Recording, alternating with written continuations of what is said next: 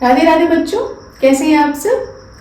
तो हम Indian polity का second chapter making of the constitution को कंटिन्यू करते हैं। इससे पहले हम 2 पार्ट्स कवर कर चुके हैं। आपको उन दोनों पार्ट्स के लिंक डिस्क्रिप्शन बॉक्स में मिल जाएगी। ये हमारा 3rd पार्ट होगा, ठीक है। तो अभी तक हमने क्या पढ़ा, देखो अभी तक हमने ये देखा कि हमें संविधान बनाना था और संविधान बनाने के लिए एक कॉन्स्टिट्यूएंट असेंबली की हमें ज़रूरत पड़ी। वो ज़रूरत हमें क्यों पड़ी, जो कॉन्स्टिट्यूएंट असेंबली बनकर तैयार हुई उसका कॉम्पोजिशन क्या था, किस तरह से इलेक्टेड थी, पार्शली इलेक्टेड थी, पार्शली नॉमिनेटेड थी। फिर उस कॉन्स्टिट्यूएंट असेंबली का संविधान बनाने के अलावा भी क्या कोई काम था, क्या वो देश के लिए लॉ भी बना रही थी, प्लस अदर फंक्शंस उसके क्या क्या थे, क्या उसने नेशनल सॉन्ग अडॉप्ट किया था, क्या उसने नेशनल एंथम अडॉप्ट किया था, ठीक है। तो वो सारी चीज़ें हमने अपने बाकी के 2 पार्ट्स में कवर कर ली थी। अब जो 3rd पार्ट है ना, उसमें हम एक चीज़ देखेंगे, committees of the constituent assembly. अब कमिटीज़ ये कौन सी वाला है, ठीक है, क्यों ज़रूरत पड़ी हमें इसकी, क्या हम बिना इसके काम नहीं कर सकते थे। कॉन्स्टिट्यूएंट असेंबली हमने देखा कि हमने एक सभा बनाई, ठीक है। अब उसमें 250-300 मेंबर बैठे हुए हैं, तो क्या वो चुपचाप बना नहीं सकते थे संविधान, हमें कमिटीज़ की क्यों ज़रूरत पड़ी, और ये था क्या, ठीक है। देखो मान लीजिए आपके घर में किसी की शादी है, एक बड़ा फंक्शन होता है, ठीक है, शादी बहुत बड़ा फंक्शन है ना। तो अब हम शादी में क्या करते हैं, अगर हमने हर काम को छोटे छोटे पार्ट्स में बांट दिया, मान लीजिए आपने अपने मामा जी से बोल दिया कि देखिए मामा जी, जो भी शादी में मेहमान आएंगे उनको नाश्ता कराना आपका काम है, ठीक है।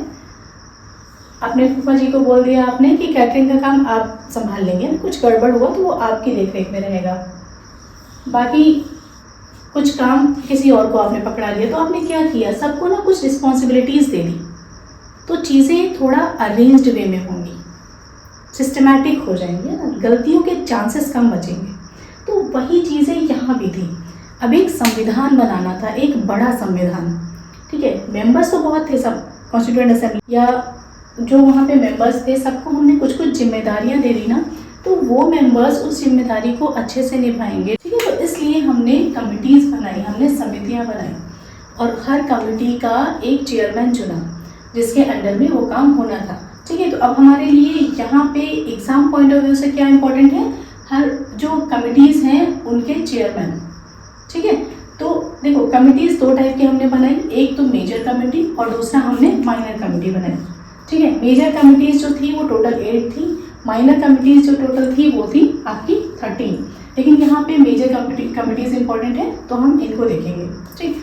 अब मेजर कमिटीज़ में union power committee, union constitution committee और स्टेट्स कमेटी, ठीक है।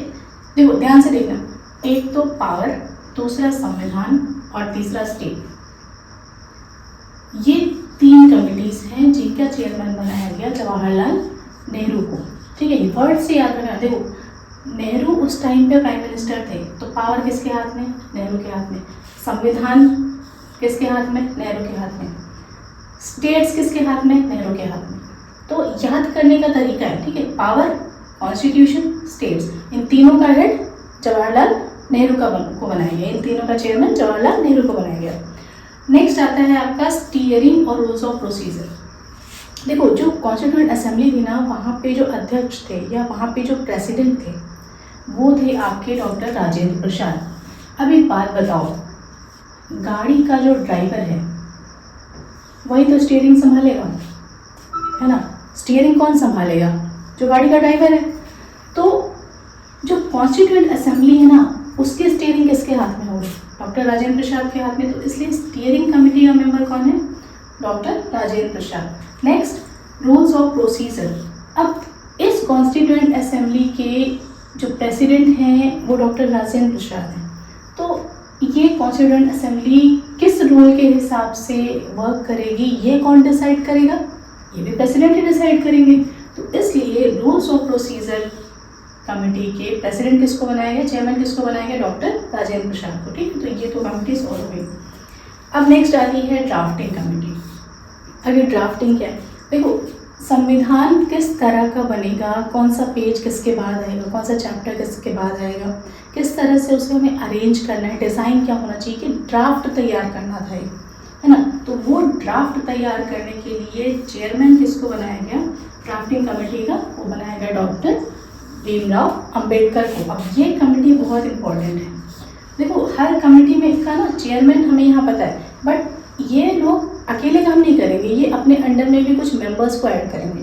तो यहाँ से जो मेन इंपॉर्टेंट है वो है ड्राफ्टिंग कमेटी। अभी हमें इसको और डिटेल में देखना होगा, क्योंकि ड्राफ्टिंग कमेटी के चेयरमैन तो हमने देख लिया भीमराव अंबेडकर, बट इसके जो बाकी के मेंबर्स हैं, टोटल 7 मेंबर्स थे, तो उन बाकी वो 6 मेंबर्स हम आगे देखेंगे। ठीक, फिर 7th आता है आपका प्रोविंशियल कॉन्स्टिट्यूशन कमेटी, और 8th आता है आपका advisory committee on fundamental rights, minorities and tribal and excluded areas. अब इन दोनों कमेटी का जो चेयरमैन बनाया गया वो बनाया गया सरदार पटेल को। ठीक है, ठीक है। तो आप याद रखिएगा, कुछ नहीं, बस 4 लोग हैं, 4 लोगों को बाकी जो भी मेजर कमिटीज़ हैं वो डिवाइड कर दी गई। पहले के 3 नेहरू जी को, फिर 2 डॉक्टर राजेंद्र प्रसाद को, उसके बाद 1 BR अम्बेडकर, बाकी की 2 सरदार पटेल। ठीक है, ओके बच्चों। तो मेजर कमेटी में जो ड्राफ्टिंग कमेटी थी उसमें टोटल मेंबर्स थे 7। ओके, हमने देखा कि ड्राफ्टिंग कमेटी का चेयरमैन बनाया गया डॉक्टर BR अम्बेडकर को। ठीक है, BR अम्बेडकर जो थे ये थे चेयरमैन, बट टोटल मेंबर्स हैं 7। ठीक है, मतलब BR अम्बेडकर को अगर हम इंक्लूड कर दें तो टोटल 7 मेंबर हैं। अब ये मेंबर्स पूछे जाते हैं, तो ये आपको याद रखना है। दूसरे मेंबर जो होंगे वो होंगे N गोपालास्वामी अय्यंगार, और 3rd मेंबर है अलादी कृष्ण स्वामी अय्यर। अब देखो नाम से यहाँ पे याद रखो, अय्यंगार और अय्यर। ठीक है, पहले तो हो गए अम्बेडकर, दूसरे अय्यंगार और तीसरे अय्यर, इन दोनों को एक साथ याद रखो। ओके बच्चों, फिर 4th है डॉक्टर KM मुंशी।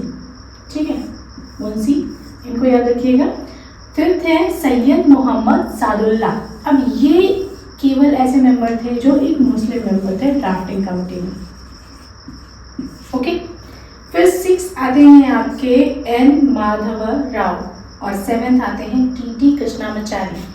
लेकिन इन दोनों लोगों के साथ ना लोचा था कुछ। अब वो लोचा क्या था, देखो जो N माधव राव है ये स्टार्टिंग में नहीं बनाए गए थे। एक्चुअली इन्होंने किसी को रिप्लेस किया था, और वो रिप्लेसमेंट किसका किया था, वो थे BL मित्तर।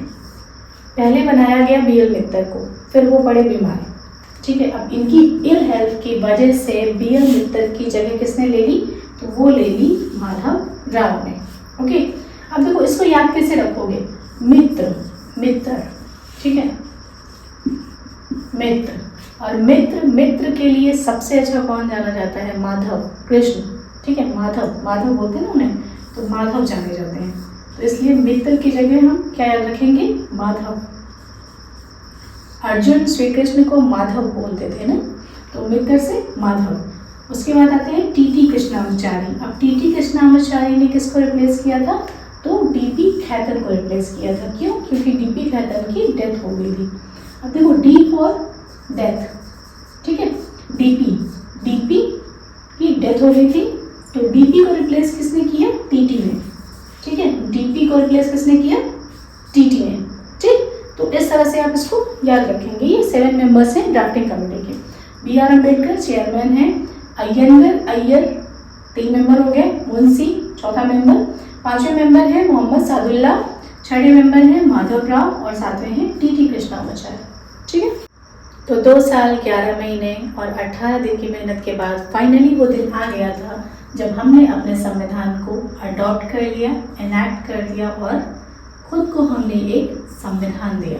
ठीक है, अब ये जो संविधान बनकर तैयार हुआ 26 नवंबर 1949, इस दिन जब संविधान बनकर तैयार हुआ, तो इस संविधान में ये जो ओरिजिनल कॉन्स्टिट्यूशन था उसमें एक प्रियम्बल था।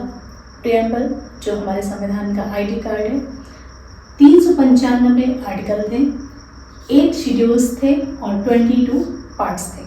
ठीक है, अब देखो क्योंकि संविधान को बनाने में बहुत लोगों की मेहनत लगी थी, बहुत सारी कमिटीज़ बनाई गई, लेकिन जो मेन कमेटी थी, जो सबसे इम्पोर्टेंट कमेटी थी, वो थी ड्राफ्ट कमेटी। और उस ड्राफ्ट कमेटी के चेयरमैन कौन थे? Doctor B R Ambedkar. Doctor B R Ambedkar बहुत ही पढ़े लिखे इंसान थे, नहीं वो पढ़ा लिखा हर कोई था, बट इनकी रिस्पेक्ट बहुत की जाती है, ठीक है। क्यों? क्योंकि ये ड्राफ्ट कमेटी के मेंबर थे। इन्होंने संविधान की सूरत कैसी होनी चाहिए, किस तरह से हमें उसे अरेंज करना है डिफरेंट पार्ट्स को, वो इनका मेन वर्क था। तो इसलिए हमने बी आर अम्बेडकर को फादर ऑफ द कॉन्स्टिट्यूशन कहा, ठीक है, कि बी आर अम्बेडकर जो है वो इंडियन कॉन्स्टिट्यूशन के फादर कहलाए और यही चीफ आर्किटेक्ट थे कॉन्स्टिट्यूशन इन ऑफ इंडिया के, ओके। और इनको हमने मॉडर्न मनु भी कहा है, ठीक है। तो यहाँ ये रहा हमारा इनैक्टमेंट, संविधान का इनैक्टमेंट हो चुका है, बट अभी ये इन्फोर्स नहीं हुआ है, अभी ये लागू नहीं हुआ है। तो ये लागू कब हुआ? 26 नवंबर 1949 को ये बनकर तैयार हुआ, लेकिन हमने फिर भी इंतज़ार किया संविधान को लागू करने के लिए। तो जिस दिन ये बनकर तैयार हुआ उसके बाद 24 जनवरी 1950 इस दिन एक मीटिंग और हुई। अभी तक 11 सेशंस हो चुके थे, जो 12वां सेशन हुआ वो हुआ 24 जनवरी 1950 को। इस दिन सारे लोग इकट्ठा हुए, टोटल 284 मेंबर्स थे और इन सब ने हमारे संविधान पे साइन किया, ठीक है। अब फाइनली हमारा जो कॉन्स्टिट्यूशन था वो लागू करने के लिए तैयार था, बट हमने इस दिन भी ऐसा नहीं किया। क्यों? क्योंकि हमें इंतज़ार था 26 जनवरी का। उसके पीछे भी एक रीज़न है। तो 26 जनवरी 1950 को हमने फाइनली अपना संविधान अडॉप्ट कर लिया, ठीक। बट हमने यही डेट क्यों चुनी? हमने 26 जनवरी ही क्यों चुना? देखो एक्चुअली 1929 में जो INC का एक सेशन हुआ था, लाहौर सेशन, वहाँ पे हमने एक रिजोल्यूशन लिया था पूर्ण स्वराज का, और हमने 26 जनवरी 1930 को पूर्ण स्वराज डे सेलिब्रेट किया। तो ये जो डेट है ना 26 जनवरी, ये हमारे लिए इम्पोर्टेंट थी, ठीक, क्योंकि हमने इस दिन पूर्ण स्वराज सेलिब्रेट किया था। तो इसलिए हमने डिसाइड किया कि जो हम अपना संविधान बना लेंगे तो उस संविधान को हम लागू 26 जनवरी को ही करेंगे। तो हमने वही किया, 26 जनवरी 1950 को हमने अपना संविधान लागू कर दिया और इस दिन हम अपना गणतंत्र दिवस मनाते हैं, रिपब्लिक डे मनाते हैं। अब संविधान बनकर तैयार हो गया, हमने लागू भी कर दिया, ओके। बट देखो जब हमारा संविधान बनकर तैयार हुआ ना, तब कुछ आर्टिकल्स ऐसे थे जो तुरंत लागू हो गए थे, बट जब हमने 26 जनवरी 1950 में फाइनली हमारा पूरा संविधान लागू हो गया था, तो इस डेट पे टोटल 16 आर्टिकल्स थे जो ऑटोमेटिक लागू हो चुके थे। उसके बाद 26 जनवरी 1950 को हमारा पूरा संविधान लागू हो चुका था, ठीक है। अब यहाँ पे एक चीज़ समझने की और ज़रूरत है। 1947 का जो इंडियन इंडिपेंडेंस एक्ट आया था ना, उसमें हमने एक बात बोली थी, उसमें एक फीचर था कि जब तक हमारा संविधान नहीं बन जाता तब तक गवर्नमेंट ऑफ इंडिया एक्ट 1935 के हिसाब से चीज़ें चलेंगी, ठीक। अब हमारा क्योंकि संविधान बनकर रेडी हो चुका है, तो गवर्नमेंट ऑफ इंडिया एक्ट 1935 का क्या हुआ? जो इंडियन इंडिपेंडेंस एक्ट 1947 था उसका क्या हुआ? तो दोनों एक्ट, चाहे वो गवर्नमेंट ऑफ इंडिया एक्ट 1935 हो या इंडियन इंडिपेंडेंस एक्ट 1947 हो, इन दोनों को रिपील कर दिया गया, ठीक है। अब इसका कोई मतलब नहीं बनता, दोनों हमने रिपील कर दिया, ठीक है।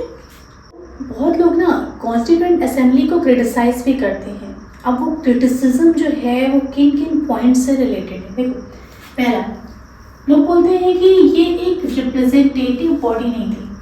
जो कॉन्स्टिट्यूएंट असेंबली बनाई गई वो पूरी कंट्री के लोगों को रिप्रेजेंट ही नहीं कर रही थी। तो ये हम कैसे मान लें कि जो संविधान बना वो सबके लिए अच्छा ही था? देखो, रिप्रेजेंटेटिव बॉडी इसलिए इन्होंने नहीं बोला क्योंकि नेहरू जी चाहते थे कि जो कॉन्स्टिट्यूएंट असेंबली बने वो एडल्ट फ्रेंचाइज हो,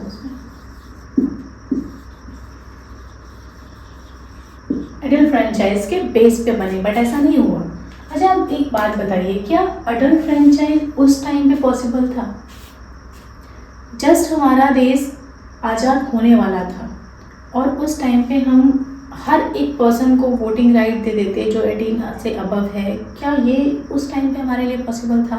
हम ऐसे ही इतनी बड़ी प्रॉब्लम से जूझ रहे थे, हमें आज़ादी चाहिए थी। तो हमने किसी तरह से कॉन्स्टिट्यूएंट असेंबली को बनाया जो पार्सली इलेक्टेड और पार्सली नॉमिनेटेड थी, तो मुझे नहीं लगता ये कोई बहुत बड़ी प्रॉब्लम है। ठीक है, दूसरा क्रिटिसिज्म जो है बोला जाता है कि ये एक सोवरेन बॉडी नहीं थी। ठीक, क्यों? क्योंकि कॉन्स्टिट्यूएंट असेंबली को लाया गया था कैबिनेट मिशन के थ्रू। कैबिनेट मिशन के थ्रू जो 1946 में आया, इसके थ्रू ये बनकर तैयार हुई। तो हम बोलते हैं कि जो ब्रिटिशर्स के अप्रूवल से बनकर खुद तैयार हुई, तो वो एक सोवरेन बॉडी कैसे हो सकती है? ओके, थर्ड क्रिटिसिज्म है कि ये टाइम कंज्यूमिंग है। संविधान बनने का जो प्रोसेस था वो 2 साल 11 महीने 18 दिन चला। तो हम बोलते हैं कि ये बहुत टाइम कंज्यूमिंग रहा। अब एक बात बताइए, इंडिया जैसी कंट्री जो इतनी ज़्यादा डाइवर्सिटी है, जिसमें हर रिलीजन के लोग रह रहे हैं, इतनी बड़ी कंट्री है, तो उसका हम संविधान लिखने जा रहे हैं, उसका हम उस लोगों का भविष्य लिखने जा रहे हैं, तो क्या वो उसमें टाइम नहीं लगना चाहिए? है ना, महल को खड़ा करने में वक्त लगता है, छोटे छोटे घर तो ऐसे ही बन जाते हैं। ठीक है, तो टाइम कंज्यूमिंग था, तो इसमें कोई नेगेटिव पॉइंट मुझे नहीं दिखता। अब टाइम कंज्यूमिंग था इसलिए इसको बोला गया कि ये ड्राफ्टिंग कमेटी, मतलब ड्राफ्टिंग कमेटी जो नाम हम देते हैं ना, ड्राफ्टिंग कमेटी को ड्रिफ्टिंग कमेटी कह दिया। क्यों? क्योंकि ड्राफ्टिंग कमेटी ने अच्छा खासा टाइम ले लिया था उस ड्राफ्ट को तैयार करने में, बोला कि बहुत लंबा खींचना है, ड्रिफ्ट कर जाए। ठीक, फोर्थ जो क्रिटिसिज्म था वो था डोमिनेटेड बाई कांग्रेस। ये बोला गया कि जो कॉन्स्टिट्यूएंट असेंबली है उसमें ज़्यादा से ज़्यादा मेंबर्स कांग्रेस के हैं, क्योंकि आईएनसी इंडियन नेशनल कांग्रेस उस टाइम पे था, तो उन्होंने बोला कि जो कॉन्स्टिट्यूएंट असेंबली है वो कांग्रेस पार्टी के बेस पे था और कांग्रेस पार्टी ही इंडिया है। ठीक है, बट देखो कांग्रेस पार्टी नहीं थी, वो आईएनसी इंडियन नेशनल कांग्रेस उस टाइम पे कोई पार्टी नहीं थी, वो एक संस्था थी, एक ऑर्गेनाइजेशन था जो ऑल ओवर इंडिया को रिप्रेजेंट कर रहा था, क्योंकि उस टाइम पे और कोई ऑर्गेनाइजेशन ऐसा नहीं था जो पूरे इंडिया के लोगों को रिप्रेजेंट करे। तो यहाँ पे भी कुछ बुरा नहीं है, कोई पार्टी नहीं है, कोई पार्टी के थ्रू ये डोमिनेट नहीं किया जा रहा है। फिफ्थ क्रिटिसिज्म है लॉयर पॉलिटिशियन डोमिनेशन। ठीक है, बोला जाता है कि कॉन्स्टिट्यूएंट असेंबली में जो ज़्यादा से ज़्यादा मेंबर्स थे वो लॉयर थे और पॉलिटिशियन थे, और यही लोग वहाँ डोमिनेट कर रहे थे। और इसीलिए जो कॉन्स्टिट्यूशन है हमारा वो बहुत ही बल्कि है, बहुत ही बड़ा है साइज़ में, और उसकी जो लैंग्वेज है वो बहुत ही कॉम्प्लिकेटेड है। तो सिंपल सी बात है, हम किसी भी पर्सन को उठा के वहाँ पे हम नहीं बैठा सकते थे ना। वो बहुत ही ऐसा नहीं था कि बहुत बड़ा संविधान हमने लिख दिया, बहुत छोटा करना चाहिए था, वो पॉसिबल भी नहीं था ना। हम एक इतनी बड़ी कंट्री के लिए हम संविधान लिख रहे हैं, तो कुछ तो बल्किनेस होना ही ज़रूरी भी था। ठीक है, और वो सही भी हुआ। सिक्स जो क्रिटिसिज्म है वो था डोमिनेटेड बाय हिंदूज। ठीक, ये बोला गया कि कॉन्स्टिट्यूएंट असेंबली जो थी वो हिंदू मेजॉरिटी में थी, मतलब वहाँ पे हिंदूज ज़्यादा थे, हिंदूज डोमिनेट कर रहे थे। तो देखो कॉन्स्टिट्यूएंट असेंबली जो बनाई गई वो इंडिया का संविधान लिख रही थी, ना कि पाकिस्तान का। ठीक, तो मुस्लिम लीग के मेंबर्स जो हैं वो बाद में हट गए, वो एक अलग चीज़ है। बट जो हमने देखा था ड्राफ्टिंग कमेटी में ही एक मेंबर जो थे वो मुस्लिम थे। जब ड्राफ्टिंग कमेटी में ही एक मेंबर मुस्लिम है तो ये हम कैसे बोल सकते हैं कि हमने मुस्लिम्स को नहीं रखा, हिंदूज ही डोमिनेट करे? हाँ ठीक है, मेजॉरिटी में थे, ज़्यादा थे, तो कंट्री में भी तो हिंदूज ज़्यादा ही है ना, तो जिस तरह से रिप्रेजेंटेशन होगा उसी तरह से लोग जाएंगे, तो इसमें भी कोई इशू नहीं दिखता है मुझे। ठीक है, बाकी आप बताइएगा आप क्या सोचते हैं इसके बारे में। ठीक है, तो ये टोटल 6 क्रिटिसिज्म है जो आपको याद रखने हैं। अब कुछ इंपॉर्टेंट फैक्ट्स हैं जो आपको जानना ज़रूरी है। ठीक है, तो इसमें देखो फर्स्ट इंपॉर्टेंट फैक्ट जो है वो है सिंबल या seal of the constituent assembly. देखो क्या होता है ना, कोई भी डॉक्यूमेंट है उस पर एक सील का लगना ज़रूरी है। जो सील मतलब एक स्टैम्प टाइप। ठीक है, तो कॉन्स्टिट्यूएंट असेंबली में जब इतना बड़ा डॉक्यूमेंटेशन हो रहा था, एक संविधान बनाया जा रहा था, तो कुछ तो ऐसा होगा ना जो सिंबल होगा उस कॉन्स्टिट्यूएंट असेंबली का, या कोई सिंबल अडॉप्ट किया गया होगा। तो वो सिंबल क्या था? वो सिंबल था एलिफेंट। अब एलिफेंट क्यों अडॉप्ट किया गया? हम बोलते हैं कि जो हमारा संविधान है वो एलिफेंट के साइज़ का था, मतलब वो बहुत बड़ा था संविधान। ठीक है, तो इसलिए हमने सिंबल अपना क्या अडॉप्ट किया? एलिफेंट। ठीक है, सेकेंड फैक्ट है कॉन्स्टिट्यूशनल लीगल एडवाइज़र के बारे में। देखो कंफ्यूज मत होना, BN राव जो हैं वो कॉन्स्टिट्यूएंट असेंबली के लीगल एडवाइज़र हैं, बट जो MN रॉय थे उन्होंने सजेस्ट किया था कि एक कॉन्स्टिट्यूएंट असेंबली होनी चाहिए। ठीक है, MN रॉय की वजह से कॉन्स्टिट्यूएंट असेंबली बनी। कॉन्स्टिट्यूएंट असेंबली बनने के बाद उस असेंबली के अंदर जो कॉन्स्टिट्यूशनल एडवाइज़र थे, मतलब संविधान के बारे में जो एडवाइस वगैरह देनी होती थी कॉन्स्टिट्यूएंट असेंबली के अंदर, वो काम कौन करते थे? वो करते थे BN राव। आई थिंक आपको क्लियर हो गया होगा। थर्ड जो फैक्ट है वो है सेक्रेटरी का, ठीक है, कि कॉन्स्टिट्यूएंट असेंबली में जो सेक्रेटरी थे वो कौन थे? तो वो उस टाइम पे थे HBR अय्यर, ठीक है। फोर्थ पॉइंट है कैलीग्राफी, ठीक है। अब जो संविधान बनकर तैयार हुआ तो जो ओरिजिनल कॉन्स्टिट्यूशन था ना वो हाथ से लिखा गया था, हैंड रिटन था, और वो इटैलिक स्टाइल में लिखा गया, ठीक है। बट अब ये वर्क किया किसने? तो ये काम था प्रेम बिहारी नारायण रायचंद, ठीक है। बहुत ही प्रेम से इन्होंने इटैलिक स्टाइल में संविधान लिखा, ठीक है। अब ये संविधान उन्होंने लिख तो दिया बट उसको डेकोरेट करना भी इम्पोर्टेंट था। हमने इतने प्यार से बनाया था, इतना वक्त लेके बनाया था, तो उसको डेकोरेट भी तो करेंगे। तो डेकोरेशन का जो काम था, ब्यूटिफिकेशन का जो काम था, वो काम किसका था? ब्योहर राम मनोहर सिन्हा, ठीक है।